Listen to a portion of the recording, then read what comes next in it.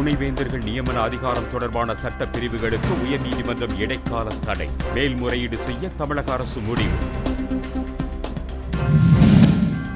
அம்ரித் பாரத் திட்டத்தின் கீழ் நாடு முழுவதும் புதுப்பிக்கப்பட்ட 103 தொடர்வண்டி நிலையங்களை இன்று திறந்து வைக்கிறார் பிரதமர் மோடி.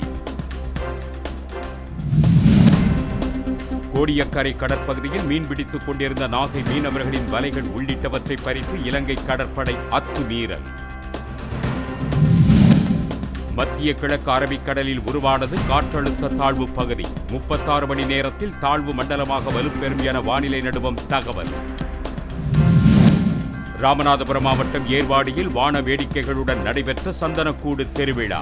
பல்லாயிரக்கணக்கான பக்தர்கள் பங்கேற்பு. ஜம்முவில் பாகிஸ்தான் ராணுவம் அத்துமீறி தாக்குதல். எல்லை பாதுகாப்பு படையினர் நடத்திய பதிலடி தாக்குதலில் 5 நிலைகள் அழிப்பு.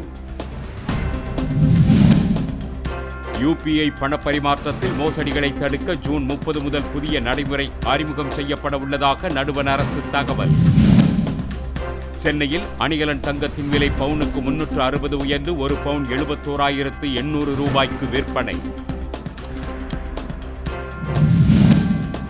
டெல்லி அணியை 59 ஓட்டங்கள் வித்தியாசத்தில் வீழ்த்தி ஐபிஎல் தொடரின் பிளே ஆஃப் சுற்றுக்கு முன்னேறியது மும்பை அணி. இந்தியா பாகிஸ்தானுடன் பேசி போரை நிறுத்தியதாக அமெரிக்க அதிபர் டிரம்ப் மீண்டும் கருத்து. தனது நண்பர் மோடி மகத்தான மனிதர் என புகழாரம்.